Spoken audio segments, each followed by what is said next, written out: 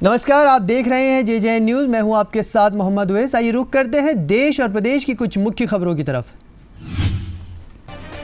उत्तराखंड में मंगलवार को 24 घंटे के अंदर कोरोना संक्रमण के 546 मामले सामने आए हैं। वहीं कोरोना संक्रमित 13 मरीजों की मौत हुई है, जबकि 2717 मरीजों ने कोरोना से जंग जीती है। स्वास्थ्य विभाग की ओर से जारी बुलेटिन के मुताबिक मंगलवार को अल्मोड़ा में 43, बागेश्वर में 13, चमोली में 23, चंपावत में 13, देहरादून में 136, हरिद्वार में 69, नैनीताल में 56, पौड़ी में 7, पिथौरागढ़ में 88, रुद्रप्रयाग में 16, टिहरी में 33, उधम सिंह नगर में 41 और उत्तरकाशी में 8 संक्रमित मिले हैं। सहकारी बैंकों में वर्ग 3 और वर्ग 4 से ऊपर के 380 पदों पर भर्ती होगी। ये निर्देश सहकारिता राज्य मंत्री स्वतंत्र प्रभार डॉक्टर धन सिंह रावत ने विधानसभा में हुई समीक्षा बैठक में दिए। डॉक्टर धन सिंह रावत ने कहा कि प्रदेश में 10 जिला सहकारी बैंक और राज्य सहकारी बैंक में वर्ग 3 और वर्ग 4 से ऊपर के 380 रिक्त पदों पर भर्ती की जाएगी, जिसकी परीक्षाएं पूर्व की भांति IBPS के माध्यम से आयोजित की जाएंगी। सहकारी बैंकों में पहले भी IBPS के माध्यम से पारदर्शिता के साथ नियुक्तियां कराई जा चुकी हैं। इसके लिए मंत्री डॉक्टर रावत ने सभी चेयरमैन और महाप्रबंधक को रिक्त पदों की जानकारी देने के निर्देश दिए हैं। भारत के मुख्य न्यायाधीश NV रमन्ना ने सुप्रीम कोर्ट बार एसोसिएशन द्वारा सुप्रीम कोर्ट के वकीलों को हाईकोर्ट का जज नियुक्त करने पर विचार करने के अनुरोध पर हामी भर दी है। मुख्य न्यायाधीश ने हाईकोर्ट के मुख्य न्यायाधीशों से अनुरोध किया है कि वे शीर्ष अदालत में प्रैक्टिस करने वाले वकीलों को जज बनाने पर विचार करें। SCBA के अध्यक्ष वरिष्ठ वकील विकास सिंह ने कहा कि 31 मई को उन्होंने और कार्यकारी समिति ने CJI को इसका प्रस्ताव दिया था। बार के सदस्यों ने ये भी कहा था कि सुप्रीम कोर्ट के समक्ष बड़ी संख्या में महिला वकील प्रैक्टिस कर रही हैं, उनकी पदोन्नति पर भी विचार किया जाना चाहिए। देश के सबसे बड़े सरकारी bank state bank of India ATM और बैंक से पैसे निकालने और चेकबुक को लेकर नियमों में बदलाव कर रहा है। इसके तहत ग्राहकों को इन सभी सेवाओं के लिए अब चार्जेस देने होंगे। नए चार्जेस बेसिक सेविंग अकाउंट और डिपॉजिट अकाउंट होल्डर पर लागू होंगे। दूसरे शब्दों में कहें तो अब ग्राहकों को SBI के ATM से नकदी निकालने और नई चेकबुक लेने पर शुल्क चुकाना होगा। ये नए नियम अगले महीने यानी जुलाई 2021 से लागू हो जाएंगे, लेकिन वरिष्ठ नागरिकों को चेकबुक पर नए सेवा शुल्क से छूट दी जाएगी। देश भर में कई जगहों पर शेरों के कोरोना संक्रमित होने की खबरें आई थी, जिसमें से एक शेरनी की चेन्नई में मौत भी हो गई थी। अब जंगल से संक्रमण फैलने की लगातार खबरें आ रही हैं और जंगल के शेर इतनी बड़ी संख्या में संक्रमित होने लगे हैं कि सरकार को लायन सफारी बंद करनी पड़ी है।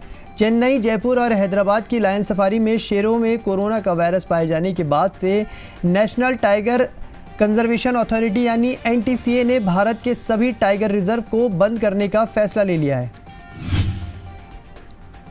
3 नए कृषि कानूनों के खिलाफ कुछ किसान संगठनों के विरोध प्रदर्शन जारी रहने के बीच नीति आयोग के सदस्य रमेश चंद ने कहा है कि किसानों को सरकार के साथ बातचीत फिर से शुरू करने के लिए कृषि कानूनों को एकदम से निरस्त करने की मांग के बजाय खामियों को स्पष्ट रूप से बताने के बारे में कुछ संकेत देने चाहिए, क्योंकि भारतीय किसान संघ BKU के नेता राकेश टिकैत ने कहा था कि जब भी सरकार चाहे किसान संगठन केंद्र के साथ तीनों विवादास्पद कृषि कानूनों पर चर्चा के लिए तैयार हैं, लेकिन उन्होंने इस बात पर जोर दिया था कि चर्चा कानून को निरस्त करने के बारे में होनी चाहिए। कांग्रेस अध्यक्ष सोनिया गांधी के दामाद रॉबर्ट वाड्रा ने राजनीति में आने के संकेत दिए हैं। उन्होंने कहा कि अब हमेशा लोगों के बीच रहते हैं और जब समय आएगा वो राजनीति में भाग लेंगे और लोगों का प्रतिनिधित्व भी करेंगे। वाड्रा ने कहा, हाँ, निश्चित मैं राजनीति में नहीं होते हुए भी वो सभी करता हूँ जो राजनेता करते हैं। पेशे से कारोबारी वाड्रा ने भाजपा सरकार पर राजनीतिक प्रतिशोध की कार्रवाई करने का आरोप भी लगाया। रॉबर्ट वाड्रा ने कहा कि उत्तर प्रदेश में योगी आदित्यनाथ मुख्यमंत्री का चेहरा है, मैं उन्हें बधाई देता हूं, लेकिन चुनाव छोड़ लोगों को वैक्सीन कैसे लगे इस पर ध्यान दें।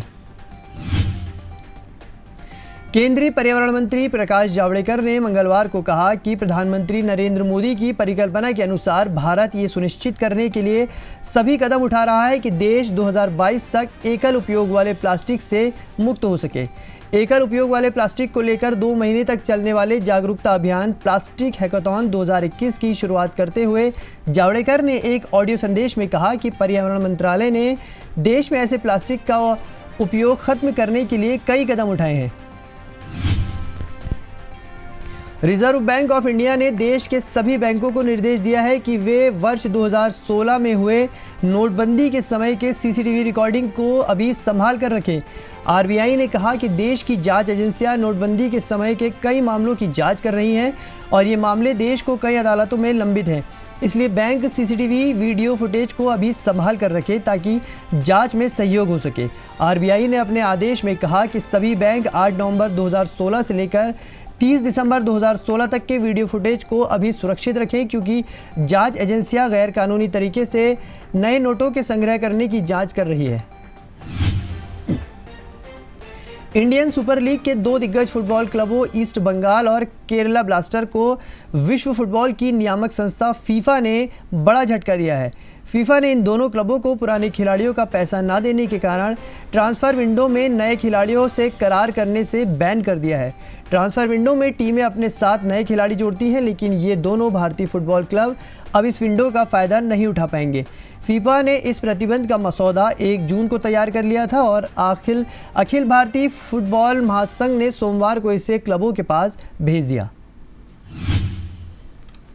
देश और प्रदेश की इन मुख्य खबरों में अभी के लिए इतना ही। आप बने रहिए जेजेएन न्यूज़ के साथ और अगर आपको हमारी न्यूज़ और हमारे कार्यक्रम पसंद आते हैं तो हमारे चैनल को सब्सक्राइब कीजिए, लाइक कीजिए और प्रेस कीजिए बेल आइकन ताज़ा अपडेट के लिए और देखते रहिए जेजेएन न्यूज़।